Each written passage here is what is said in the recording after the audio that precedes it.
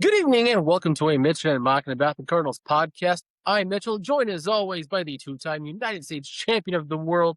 He is also the owner and proprietor of the Superstition Ranch there in Chandler, Arizona, where the only thing that sucks harder than our ranch hands is the Cardinals after today's defeat in extra innings at Arizona. More on that in a second. He is the Mouth of the West, Tyrell Mock. Tyrell, 2 games for you out in the desert, and he saw L's both times. Yeah, I think I'm the curse, so I'm not going to go to a game the rest of the year. That's very kind of you for looking out for the team. You're not gonna make the trip up to Anaheim this week. No, it's a too long of a drive. Next Sunday night, I'll be in Kansas City as I've got a flight to Anaheim Monday. I missed the Cardinals by a week in Anaheim. Dang it! Piss poor planning on my part on the vacation. Yeah, what were you thinking there? My wife's real crazy about well, we gotta go before dead week because then I can get back in my classroom, and so yeah, here we go. You played that game before, but out of the break, only 1 out of 3. Should have been 2 out of 3. Clearly, 7-0 up today. You're feeling good about it. You're wondering if some guys are going to sneak some at bats.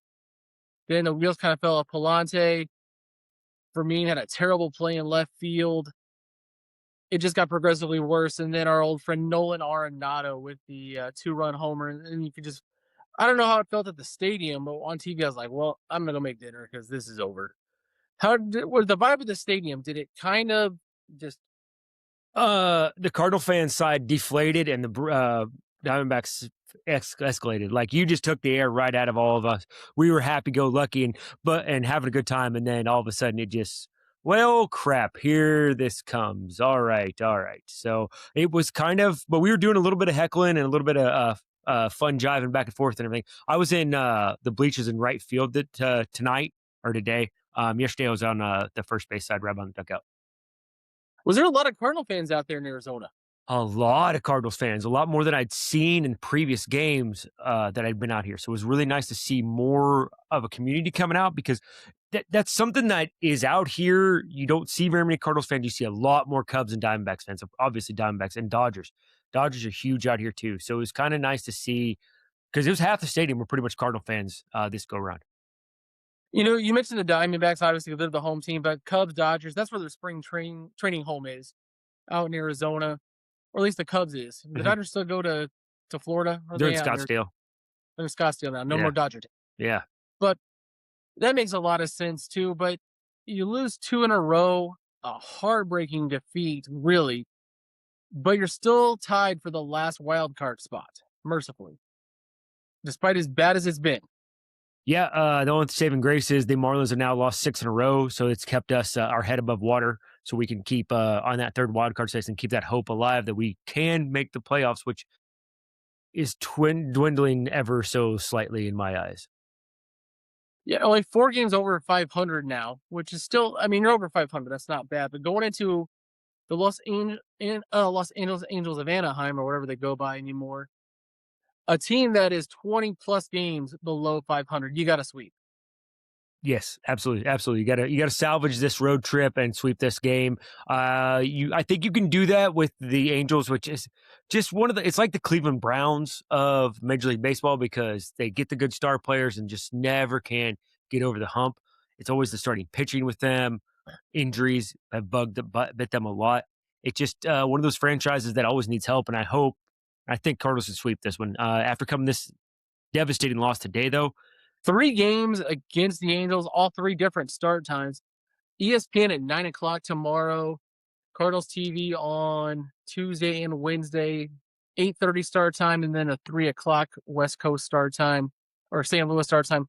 Leahy tomorrow against Soriano, a righty. Favorable matchup there for St. Louis, you got to think. Libator against Urea. That's not favorable for Cardinals because Libby's going. And then on Thursday, McGreevy Detmers, which is, I would call a draw. McGreevy, probably the Cardinals' second best pitcher right now. Yeah, you said it earlier. This is where they've got to make some ground up. Then you play Arizona at home on the makeup day. And then 3 against Cincinnati, another struggling team that just announced today they're open for business as far as selling goes. We've got 6 games this week, 7 if you count the wraparound Sunday. Can they go 6-1 and really turn this thing around?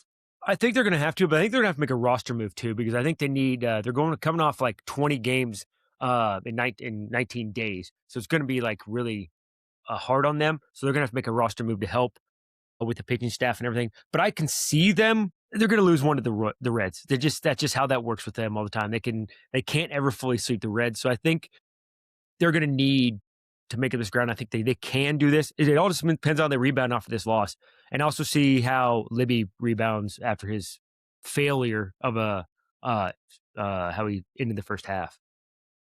Yeah, definitely a struggle. And we'll talk about this more. We're going to our minor league segment here later in the show. When you look at how the schedule lines up, it's 20 days, 20 games. So Sorry, yeah.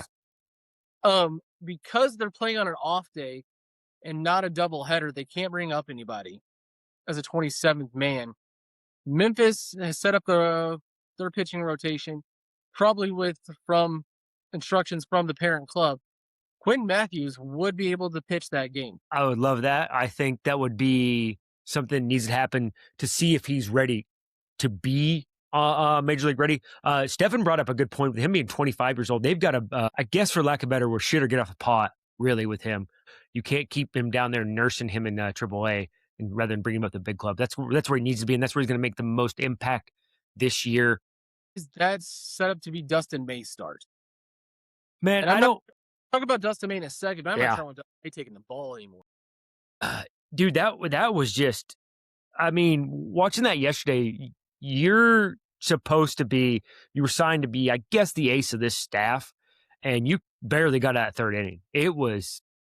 I couldn't believe that what was happening. It just at one point we just looked at each other like, okay, I guess we're just gonna sit and drink then because there was no point in watching the game anymore. And really, we had good seats and the ball just didn't move. It looked flat from May yesterday. It might be time to go ahead and give him the Phantom IL with what are they, dead arm or whatever the made up thing they use for pitchers, and bring up a Quinn Matthews. Yeah, I think that would be the best because you have a wasted with last year with my God, Fetty and Michaelis. Like you're just giving up a start right there all the time, and he's not going out and not pitching innings you thought he would. His ball looks flat now; it's not movement. And only when he gets angry does he start having movement. He gets mad at himself, and I think he overthrows at that point. Well, ladies, we'll talk about it here in a couple innings. Little fun topic, real quick on the subject of the Angels. I kind of created a whole lineup of former Cardinals and Angels. There's a ton of them. Not much on the catching side. I use Pat Borders. Oh yes. I didn't take Pools at first because I thought that was a cop out. Greg Jeffries at first. Adam Kennedy at second. Eckstein at short. Troy Glaus at third. Left field, we're going to go Ron Gant. Oh, there's a pull. Center field, we're going to go Peter Bergeros. Yeah. And then right field, we'll go with Tom Bernansky. Bernansky. There it is. An old California Angel. Yes. An old. My rule was no Jimmy Ball game, no Pools was my rule. My right-handed starter, give me Ken Hill. Oh, yes. And my lefty on the anniversary of his trade to St. Louis, give me Chuck Finley.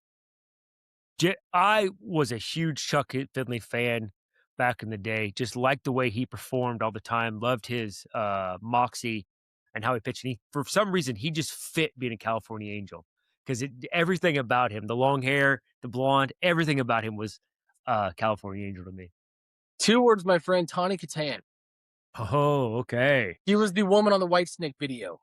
That was his wife, who allegedly beat him with a heeled shoe. Because according to her, on the reports, allegedly, all he liked to do was get high and listen to the outfield. That's dude. He is California to a T. That's my ace. That's that dude. That's perfect right there. That's what you want to be. Moving gears here, about a year ago on this show, we brought you a report from our insider inside the Cardinals organization that there are talks of them moving across the river. We haven't had a whole lot about that. I still think it's coming. Properties are being talked about. Land being looked at. Tyrell, what is the insider telling you about the update across the river? Is this still in the works? Is it died down for now with kind of the ownership change? the Cardinals, well, not Cardinals. Missouri got spooked when Kansas City and the Chiefs said they were moving across the river. So Missouri has thrown a ton of money towards the Cardinals' way to get them to stay and are bending over backwards to try to get them to stay. So that's kind of where they're at. And downtown St. Louis knows they can't lose uh, ball game. So there's those political talks happening in the background. The land has been bought in Earth City, Uh I huh. believe, from Hmm. Michelle Court, from what we were told. But now with the Chiefs going across the river, the NFL is no longer in Missouri. The Royals are going to move downtown Kansas City. The city of St. Louis is throwing a bag at the DeWitts as far as tax breaks. The state of Missouri tax breaks. And with the baseball's financials uncertain going into 27, I think you're not going to see this move happen as quickly as we thought. I think that put the kibosh on a lot of it. The Royals or the yeah, I'm kind of interested what's going to happen with the Royals because that there's not much room downtown there for them to put a No. stadium in there. Where are they going there? But yeah, that news with the Chiefs leaving really threw everything in a loop, and I think you're absolutely right. It's going to be a little bit longer before we see anything happen, which kind of is good because they need to really upgrade Busch Stadium and around that area and get the downtown St. Louis up and running again because there's no need for a historic city like St. Louis to have a downtown that's barren without a baseball game. You can't keep a Hooters open a block and a half from a stadium, brother. Like there's Yeah, problems. I And I did get to talk to St. Louis people that came into town to go to the Diamondbacks game, and they said outside of baseball games, downtown is dead all the time and is very dangerous downtown when the baseball games aren't there. Now it's a completely different vibe when the baseball's in town, which obviously going to be because you get families in down there and that changes everything. But when there's not baseball, it is a completely different vibe, which sucks for St. Louis. even 10 years ago, it was a different vibe. When I didn't have a kid, I like to have a good time. I'm not going downtown when I'm in St. Louis. Yeah, not anymore. Nope, nope. There are other establishments that will get my money because there's nowhere downtown I want to go. They even said Soulard's not even that safe anymore. Stillard used to be a good time, Yeah, it did. Yes, it did. from what I remember, Yeah, what? Yeah, and I don't remember a lot of my time in Soulard. Flipping back to the action on the field, Tyrell, when the Cardinals have been good, they've always had a Batman Robin, so to speak. You look at the 80s, you had Ozzy Willie, and you can really debate on who was the Batman, who was the Robin. And even McGuire had Langford, and then he had Edmonds as his sidekick. And then you had the great Pools Yachty thing. Are JJ Weatherhold and Jordan Walker, are they the next two? And which one's going to be Batman and which one's going to be Robin? I think just the way it looks right now, Walker's probably going to be your Batman, and Robin will be JJ, just because he's that steady, quiet guy that's just going to come in, do his job all the time, and not really be too flashy about it. Because JJ's not flashy at all. Walker's a little bit more flashier, kind of like that Batman esque of "I'm here, let's go." I think that's where I'm going to lean on that one. Because when I kind of do the comparison, if you look at the examples I gave, one was a bats and the other was a defensive ace. Now, Willie won an MVP and a batting title, while Ozzy racked up Gold Glove after Gold Glove. McGuire with the power, Edmonds with the glove, Pools with the MVPs, Yachty with the glove. Probably seeing that with JJ and Jordan Walker. It goes back to like again, who's you even taking with Ozzy and Willie, who was in charge? Why Willie won the MVPs or the Yeah, MVP? I think I really probably think it was Ozzy's clubhouse just because of his defensive powers, and he was a star and more the personality than Willie was. Because, and I think Willie's probably one of those quiet, soft-spoken leaders where Ozzy seemed to be like he's more out front, vocal about what he wants and what he sees the organization going where the team needs to go. Who's what brings me? And we talked about this with JJ's extension. Whose clubhouse is it right now? I think it's JJ's. I think that he's setting the standard. You just kind of see that, and I've noticed you see the guys chewing bubblegum more often now. You haven't seen that a lot, but JJ brought that to where he chews gum all the time. Now I see Jordan Walker chewing gum all the time now too. I'm like, huh? And I'm wondering if they're like that. Baseball players are superstitious. I wonder if it's being superstitious or not because it just JJ has good luck with that. But I think it's JJ's clubhouse right now just because he's that star that they haven't had for a while. And I think if you look at him, quiet on the field, but he looks like he's having fun all the time. It'll be kind of something to see what evolves the next couple of years too. Like who really kind of steps up and becomes the leader, especially now with the spotlight on Jordan Walker after the home run derby win, getting more media attention, which he deserves. But now who will kind of evolve in that spot? Going back to an earlier point that you made, let's talk about, and we'll do this in the next couple of shows as we lead into the trade deadline, kind of the spotlight. So now we're going to shine it on Dustin May. Oof. So with Dustin, interesting fact about him: when he was traded from LA last season to Boston, he brought back Boston's number 5 and number 27 prospects. He's currently 5-7 with an ERA hovering about 5. It's 4.78. What do you think it brings back now? Because he is trending this way currently. The arm plays, obviously. You know he's got a dynamic arm. He doesn't throw the fastball as much as he used to. He relies more on his slider and sweeper now. But that fastball still gets up there about 97, 98 and plays. I think if they brought that back last year, I think he's going to bring in at least a teens. Maybe he's not gonna bring back that same haul. And remember, he is on an expiring deal, 1-year deal. So I think he's going to be around about 15, 16 best prospect for you, because I don't think he's going to bring back what he did last year. He's not that player. I think his arm's more lively this year, and health is more better this year than because he's coming off injury last year. I don't think he brings you back that because the way his stuff is playing right now. I don't know if he brings you that back. To be honest with you, Yeah. like I just don't. A 5 and a 20 is pretty solid, Yeah. but trending down, and it is a thin market for pitching, or one way or the other, or everybody wants pitching. Is somebody's 17th best prospect better than the other 10 starts you're going to get out of him this year? I think so, because you know what he is, and you know that there's that spark of greatness in him at all times that could just happen, like that one hitter that he had. And granted, he has pitched like crap since then, but there is that ability in him to probably carry you if he gets hot in his mojo. He could carry a team a couple of 5 wins. So you're hoping 2 lottery tickets is better than 10 more starts. Can you get more out of Hunter Dobbins and Quinn Matthews in those 10 starts? Yes, you do. You're going to go more innings and they're going to go deeper. They might not. They're going to give up same main round runs. I mean, a 5 ERA is what he's got right now. That's I can expect a rookie to do that, and I'd be fine with a rookie doing that because I know they're playing. You're talking about a veteran, 28-year-old veteran. I think I'd much rather see the future than I would him at this point, because I just know something's he's tipping something, or something's going on in his mechanics, his delivery. He just something in his head. Something's not right up there. So I think I'd rather have the other two. You hope Heim plays his hand well and finds a desperate team for pitching like the Miami Marlins, etc., who miss out on the sweepstakes for one of the bigger names like a Waka, etc., and can flip Dustin for a top 10 prospect. Anything in the top 10, I would be ecstatic with at this point. Absolutely. I think it'll be Sonny Gray. We'll see where he lands, because I know Boston's probably going to trade him. Want to see where But they've won Aroldis 12 in a Chapman. row now. Boston are 13. They're on their way back up. Yeah, Boston's back in it. yeah, maybe. We'll see. We'll see. You know, that's Tampa Bay's division right now, with the Yankees Tampa going backwards.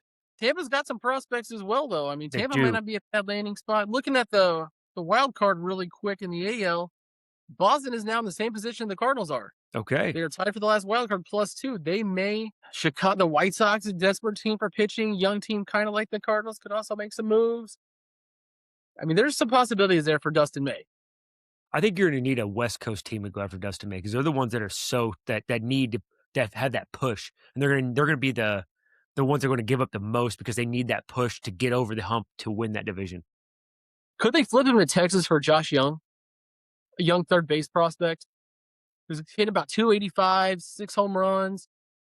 Listen, they've had a good rapport with Texas and trades already, so yeah, I could see something like that happening, because you trade with people you know, and I think that could be a possibility right there. So I'm still banging on the Reed Detmers drum. You are absolutely going to have to keep banging on that drum. And we will hit that more as the days go by. Also, we're gonna do a little trade, hang up or pick up. I'm gonna give you names that have not been talked a lot about. You get to be Hein Bloom, and you tell me: are you gonna hang up? Are you gonna take the phone call, and why? Excuse me. There. The first one, and I think I know the answer to this one. This is the easy one here. Lars Newbar. I am taking that phone call and I want to see what you're going to give me. I hope that you are at least coming with a major league ready prospect and maybe a high A with potential star for Lars. Do you see a natural landing spot somewhere for Newt? No. Maybe New York. You need a left-handed bat. If is it are you talking about the Yankees or Mets? Yankees. The Mets are selling everybody.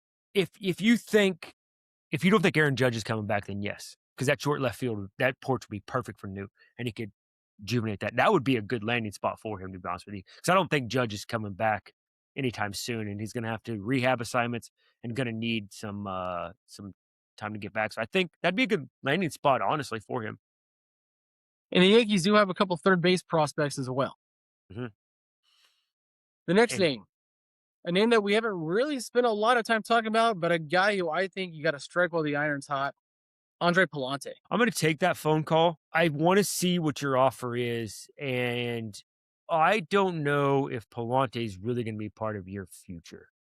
He's got your best ground ball ratio of anybody in the major leagues right now and amongst your staff, and he's your ace right now. I don't know if he foresees if he's in the future because the way baseball is going and the way the Cardinals organization has went is they want heat and they want power pitchers for strikeout. They don't want the pitch to contact guys anymore. But Andre is cheap at $4 million per and under contract through 29 season. You're That's gonna get a 3 more haul years of back, control. get a nice haul out of that. He didn't factor in the win today, so he's still 10-6. So I mean that's still a really good Should have been start. 11. It's Yeah, he should have been 11-6. That should have been should have won that game today.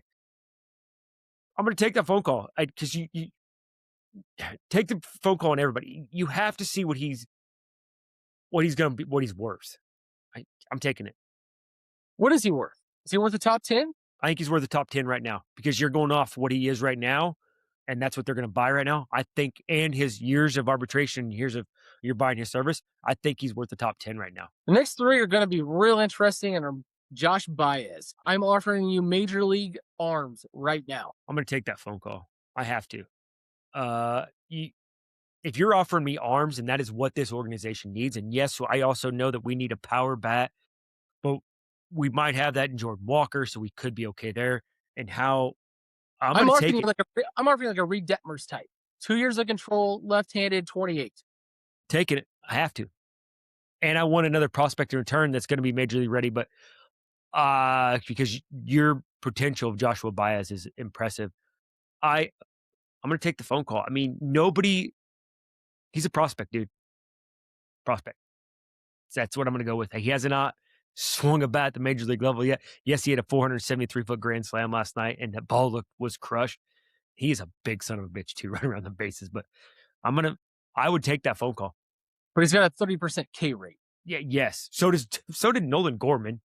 We still watched him for 4 years. Mason Witt. You don't have a ready middle infielder right now. Yeah, you can slide JJ over to short, but then you don't have somebody who can play second unless you bring up JC.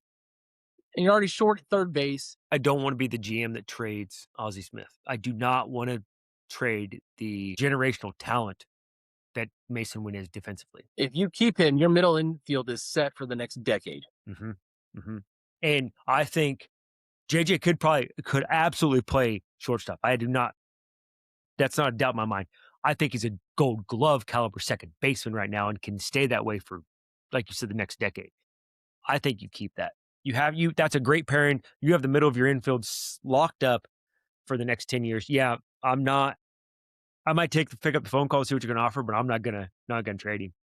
Your best middle infield prospect really is probably Jesus Baez, and he's probably going to be a third baseman. So unless you bring JC up, you've got no help in the middle infield unless you're going to roll for me out there every day. For me and Cesar Pietro, you're just gonna do a round robin of super utility guys all the time, third and shortstop and second base. Because hell, now for me, he plays the outfield too. So No, no, I don't want to. The last phone call we're gonna make for you, Alec Burleson, Silver Slugger, under contract for the next 4 years. Yes, I'm taking the phone call because that trade right there is gonna net me a lot back. I think Burley is worth a lot. I don't know if other organizations, I think they have to. Baseball does their research, and then they know Alec Burleson is a hitter. I think he's your Tony Gwynn type, your Luis Ariz type with more power. He's gonna put bat on ball, but that also eliminates a lot of your roster crunch right there if you can get rid of Burley. Because I don't think Avon Herrera's trade value is worth that much right now because he's not a catcher, just a DH. You can slide him to first base or put Blaze Jordan to first base, and that gives you flexibility on your roster. So I'm going to take that phone call and see what they bring me back for Burley. I think he's probably worth 2 top 10s, maybe 3. To a desperate team right now with the years of control, Left-handed left-handed power. with top, can play outfield in a pinch, but mostly a first baseman. Yeah, That's a tough one. yeah, Steph brought it up when he was with us, our friend Stephen Carey. You got to take a call on everybody, and I know you kind of did that too. But you would not be doing your due diligence if at least didn't know what the market was for some of these guys. And conversation A leads to conversation B, etc. I would sell high on Palante, in my opinion. He is like Ken Bottenfield to me. If somebody's willing to overpay, a pitching desperate team who misses out on the big ones, especially because it looks like Joe Ryan is going to be off the market with Minnesota back in it. The price for Scooble is going to be atrocious, I think. I think the price for Michael Walker is going to be crazy. And some GM who's on the verge of the playoffs, fearing for his job, is going to get desperate. And that's when you move an Andre Palante. absolutely. And I would love to see them maybe package a couple of guys together to get more back in return. Because I think that would be behoove and just stockpile the minor leagues with arms, with talented arms. See what we get in the next 4 years. I think we've said this all along. They're not competing until 28 to 30. This year is awesome. I love it.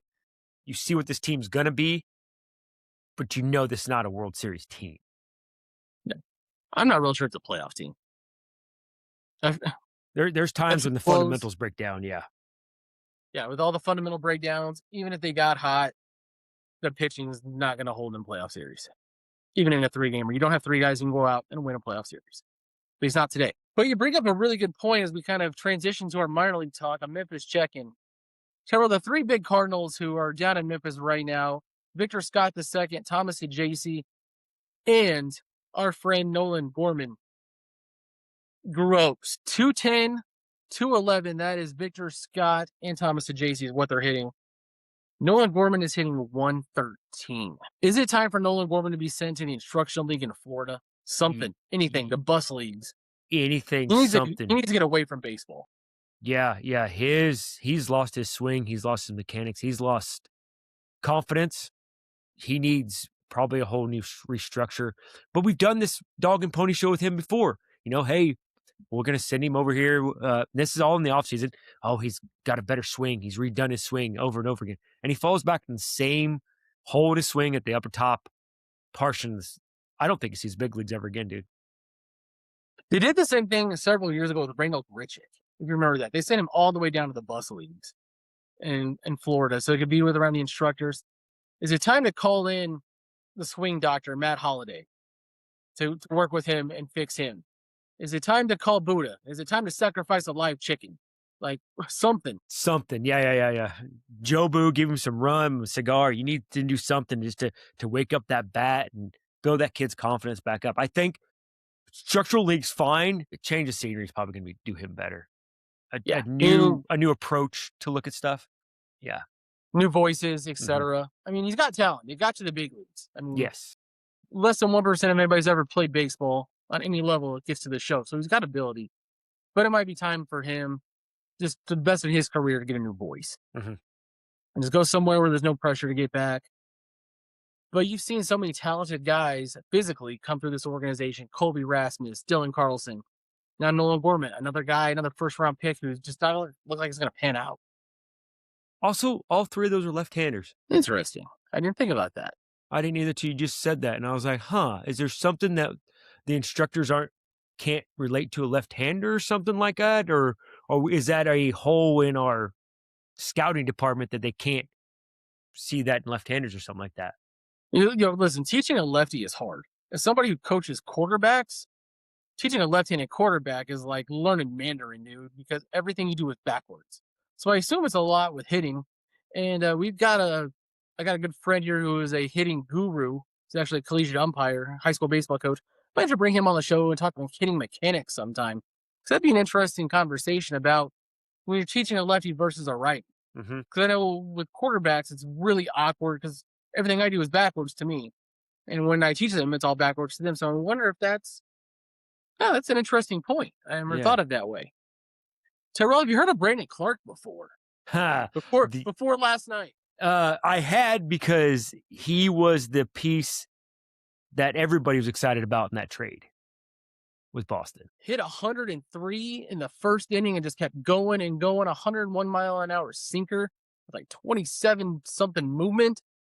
It was nasty. And that's his first start after rehab too. So first start in over a year, right? I Yes, think, right? correct. Yeah. Yeah.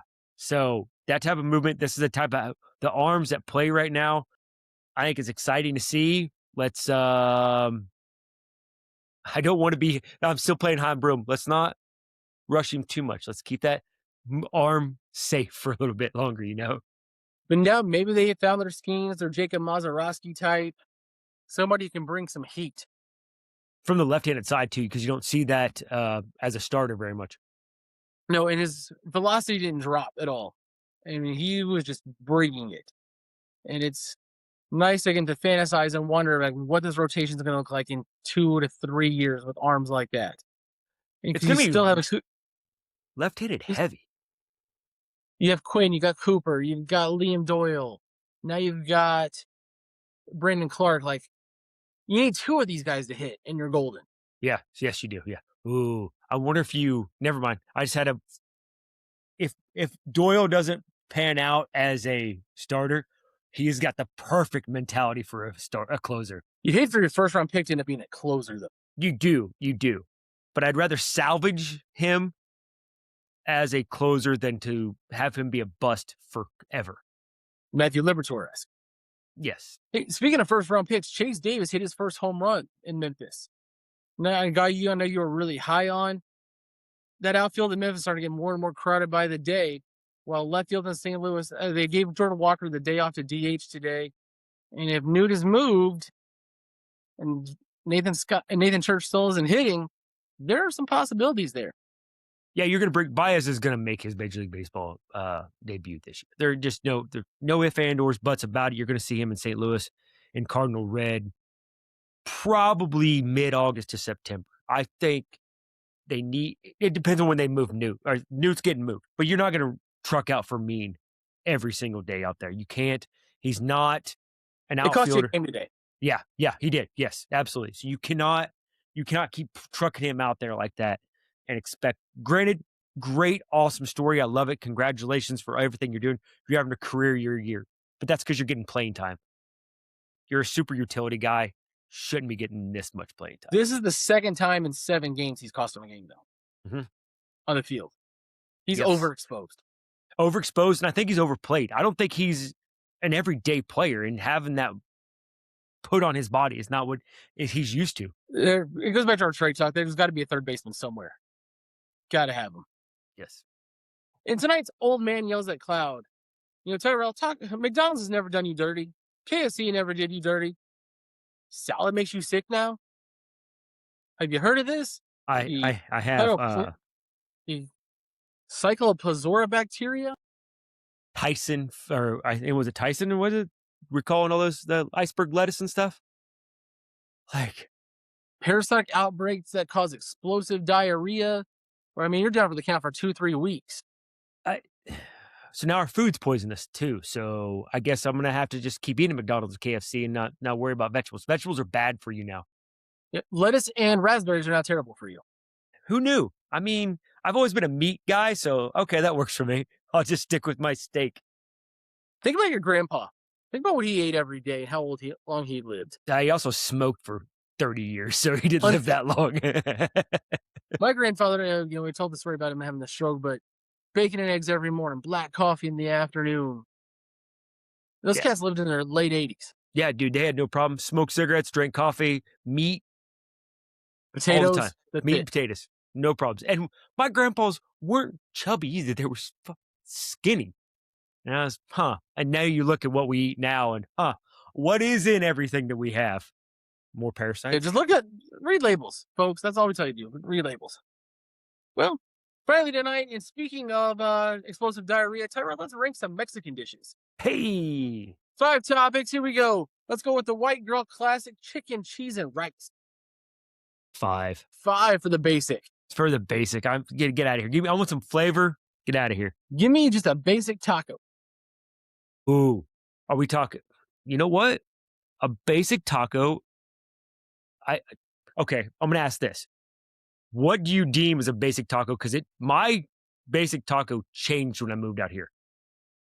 Like authentic Mexicana. Okay. So yes, you're talking. I'm gonna give that a 2 because that is a solid meal. Oh yeah, 100%. Like the flour tortilla. Like A little bit of cilantro.